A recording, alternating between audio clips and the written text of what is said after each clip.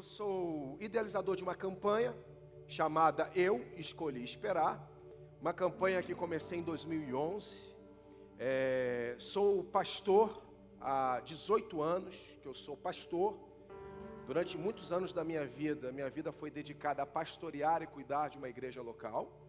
Mas desde 1992, vão mais acho que 16 anos, ou 23 anos, perdão.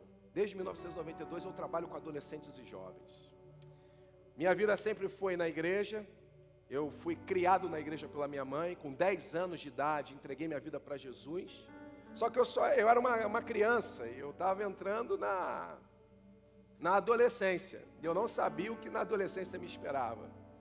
E depois que eu entreguei minha vida para Jesus, eu senti na pele como é difícil você ser um adolescente cristão. Não é fácil. Eu vivi toda a minha adolescência na igreja. E sei como é difícil para um adolescente dizer não no meio de uma geração que diz sim para tudo. Não tem maturidade. As pressões são enormes. Eu vivi essas pressões, esses dilemas. E também não me desviei na minha adolescência. Entrei na juventude e sei o que é ser um jovem cristão, né? E uma das coisas, de tantas decisões que eu tomei na minha vida como um cristão, é que eu escolhi esperar na minha adolescência. E vi como é difícil tomar uma decisão como essa.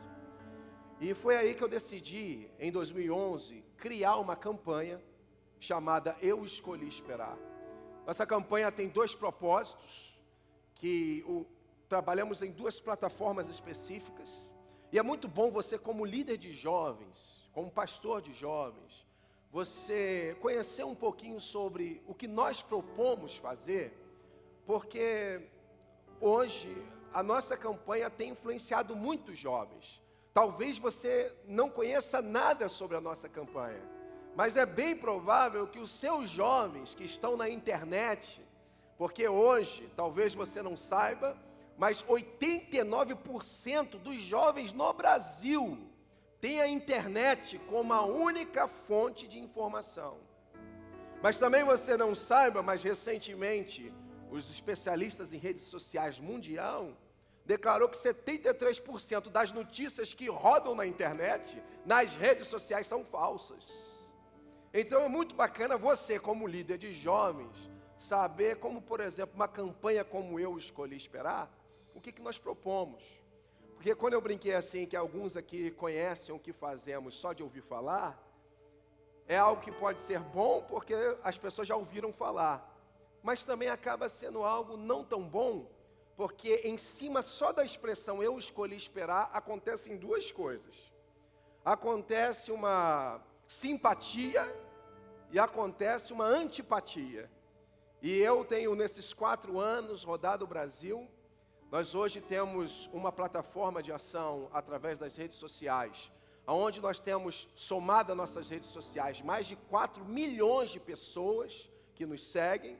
E com as estatísticas que hoje as redes sociais nos fornecem, semanalmente, 15 milhões de pessoas por semana consomem a literatura e as postagens que publicamos diariamente, de domingo a domingo, das 7 da manhã até meia-noite, de forma constante, sem interromper. 15 milhões de pessoas semanalmente consomem o que nós falamos. E aí você, como líder, é muito bom que você entenda o que fazemos. Bom, Eu Escolhi Esperar uma campanha, queridos, que trabalha com 2 áreas: sexualidade e preservação sexual. Não, Eu Escolhi Esperar não é uma campanha de virgindade. Já desse eu fui na rádio CBN e a jornalista então me apresentou de uma forma muito pitoresca. Eu entrei no ar para todo o Brasil e era véspera de carnaval. E eles então queriam fazer um contraponto, uma vez que o carnaval promove promiscuidade, eles decidiram levar um cara lá para falar sobre preservação sexual. E aí a mulher lá empolgada e falando, tá aqui com a gente um pastor que é contra o sexo. Eu falei, não. Né, um pastor contra o sexo. Não, eu sou a favor do sexo. Eu defendo que as pessoas precisam fazer sexo. Aliás, que elas façam muito sexo na vida. E eu não quero chocar você, mas olha, eu já fiz e é muito bom. Mulher regalou, olhou assim, né? E ela falou assim, mas não foi você que inventou esse negócio que o sexo antes do casamento é pecado? Eu falei, eu não. Falou, e aí também ela, mas você não é um pastor dos virgens? Eu fiquei me sentindo, sabe o que? A Sandy versão gospel. Eu falei, gente, o pastor dos virgens. Mas como eu não estava falando um meio evangélico, eu precisava arrumar uma saída. Então eu falei assim, não, eu não sou só o pastor dos virgens, eu também sou o pastor dos capricornianos, que são de câncer. E falei de gêmeos, para tentar quebrar o clima. E uma das coisas que acontecem através da campanha que começamos em 2011, é que eu nunca imaginei a proporção que ela tomaria. Eu nunca imaginei que eu rodaria todo o Brasil podendo dar palestras. E hoje nós atuamos, então, com sexualidade. Ajudar os jovens e os adolescentes a entenderem Eclesiastes capítulo 8, versículo 6. Eclesiastes capítulo 8, versículo 6 está escrito, porque para todo propósito há um tempo determinado e um modo. E talvez, não sei se você tem conhecimento, mas a cada 10 jovens cristãos hoje na igreja, 7 não são mais virgens. E metade dos jovens evangélicos hoje, mais da metade tem uma vida sexualmente ativa. E foi pastoreando igreja durante 15 anos e atendendo casais casados, foi que eu comecei a ver a necessidade que nós tínhamos de cuidar dos solteiros. Porque quando eu comecei a ver a saúde matrimonial dos evangélicos, durante 15 anos trabalhando com casais casados, é que eu percebia que as coisas que eu falava para eles no aconselhamento pastoral, eram coisas que eles deveriam ter ouvido, não quando estavam pensando numa separação, mas coisas que eles deveriam ter sido bem orientados antes de terem se casado. E comecei a ver que 75% dos conflitos dentro do casamento teriam sido evitados se o casal fosse bem orientado no tempo de solteiro. Você pode estar liberado, viu? Pode descansar um pouquinho. Pedi para ele me ajudar, ele ficou ali fiel. Obrigado, pode estar liberado, tá? Deixar você, escolhi esperar te liberar, mas agora você está liberado. Bom, e eu comecei então a perceber, trabalhando com casais, que havia uma necessidade. Nós somos líderes aqui hoje. E uma coisa muito interessante é que, muitas vezes, nas nossas igrejas, nós temos ministério de casais, nós temos ministério de jovens, nós temos ministério de adolescentes, temos ministério de oração, ministério de louvor, mas nós não temos, muitas vezes, ministério de solteiros. Porque os dilemas de um jovem e os dilemas de adolescente são diferentes. Mas nós precisamos tratar o tema que diz respeito à vida do solteiro. Porque a maioria dos solteiros ainda não entenderam que o tempo de solteiro não é o tempo de sair por aí fazendo o que dá na cabeça. Foi atendendo casais casados que eu pude perceber que o tempo de solteiro são as sementes que nós levamos para a nossa vida de casado.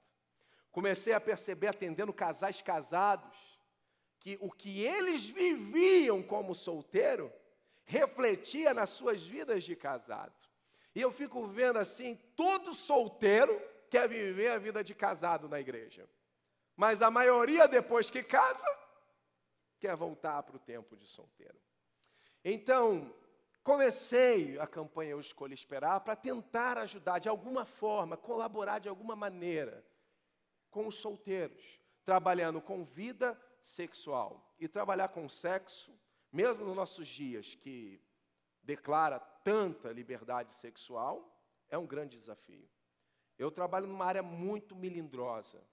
Primeiro porque eu sinto um forte preconceito, claro, da sociedade. Porque a nossa proposta de preservação sexual, ou seja, orientar aos solteiros a se preservarem sexualmente até o casamento, essa proposta, ela vai na contramão de toda a ditadura sexual que está imposta nas faculdades, na mídia, nos filmes, na sociedade de um modo geral. É muito complicado.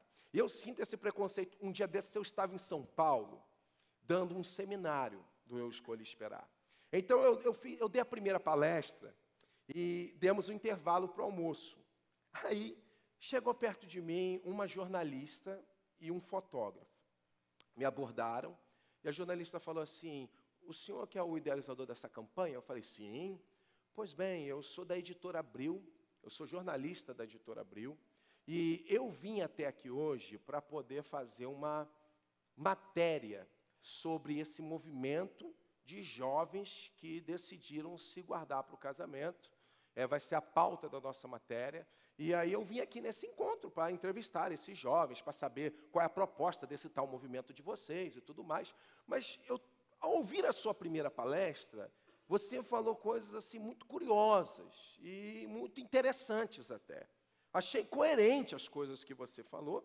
E eu gostaria de saber, enriqueceria muito a nossa matéria se você pudesse dar uma entrevista. Você me concederia uma entrevista? Eu falei: mas é claro, com prazer. Pois não. Falou: ótimo. Mas só tem um probleminha. Eu falei: mas qual? Falei assim: é que eu não te contei que eu sou da revista Playboy.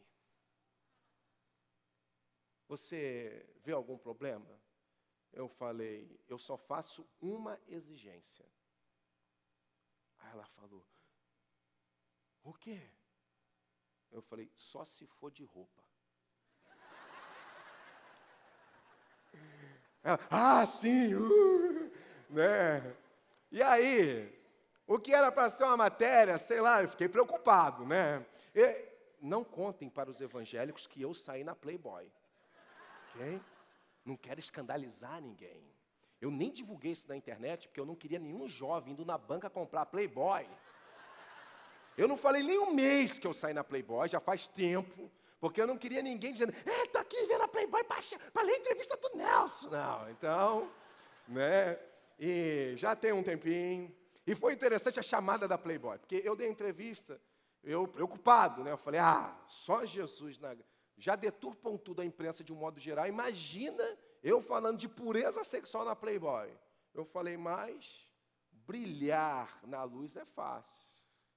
Tem que ser luz na escuridão. Deus está me dando uma oportunidade de falar para um público que nunca me ouviria num seminário. Eu falei: mas é agora.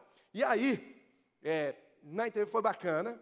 Na capa, claro, né, não saiu eu vestido, claro, óbvio, né, saiu lá, mulher e tal, e saiu lá bem grande, né, bem grande. Eu escolhi esperar, mas ainda bem que eles colocaram longe da mulher, né. E aí estava assim: eu escolhi esperar.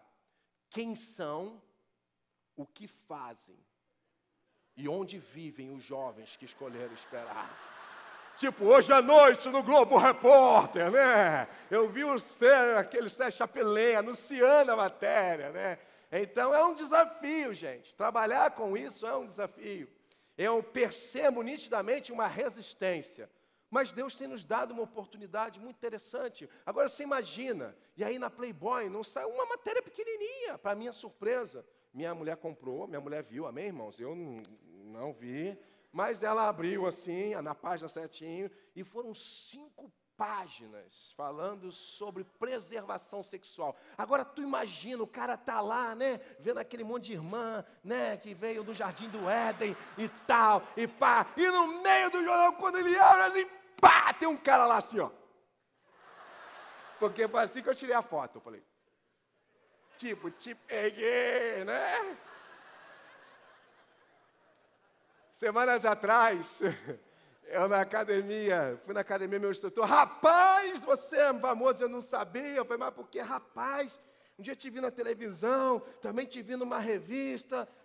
Rapaz, não lembro qual não, mas olha, eu te vi na televisão. Aí eu falei: não, tranquilo, mano, deve ter sido na Veja, na Capricho, na Cara, deve ter sido qualquer um. Ele ficou todo sem jeito. Mas é uma oportunidade, mas o grande desafio é falar sobre sexo dentro da igreja. Sabe aonde eu tenho percebido maior resistência, o maior preconceito? Dentro da igreja. Nós estamos vivendo dias de discussão sobre sexo, sexualidade, no que diz respeito à homossexualidade. Debates incansáveis nas redes sociais que todo mundo sabe, essa questão da homofobia, e eu tenho notado um certo destempero, e, além de tudo, parece que o único pecado sexual é a homossexualidade. Mas a Bíblia aponta outras relações sexuais ilícitas. E uma das grandes coisas que eu sinto e percebo nitidamente é o preconceito que nós, da campanha de pureza sexual, de preservação sexual, nós sofremos uma firme resistência. E é por isso que eu queria ter usado esses meus minutos, para te apresentar um pouquinho daquilo que nós fazemos. Porque nós não somos um ministério, nós não somos uma igreja, nós somos apenas uma campanha que deseja ajudar pessoas a entenderem que para todo propósito existe um tempo certo e a maneira certa. Paralelo a isso, nós também trabalhamos com integridade emocional. Não adianta nada o jovem casar virgem, chegar intacto por fora, mas chegar detonado por dentro. E aí eu comecei a ver também a importância de trabalhar com vida emocional. Muita gente acha, né, que o escolher esperar é ficar esperando o amor da sua vida, bater na sua porta. Não, queridos, quem bate na porta, eu falo para os jovens, ou é o carteiro ou é testemunha de Jeová. Não é? Eu escolhi esperar não prega solteirismo, eu escolhi esperar não prega príncipe encantado, porque trabalhando com casais e sendo um casado, eu sei, casamento não é Disneylândia. Então nós não floreamos o relacionamento amoroso. Nós não criamos uma plataforma de gerar fantasia no coração dos adolescentes e dos jovens. Pelo contrário, nos nossos seminários nós confrontamos com a realidade e os desafios do tempo do jovem e do adolescente. Nós tentamos mostrar para eles que existem escolhas que tem que ser aqui dentro, que não adianta a igreja impor. Na minha adolescência, eu só ouvia que sexo antes do casamento não pode, e era tudo isso que eu sabia. E eu perguntava, não pode por quê?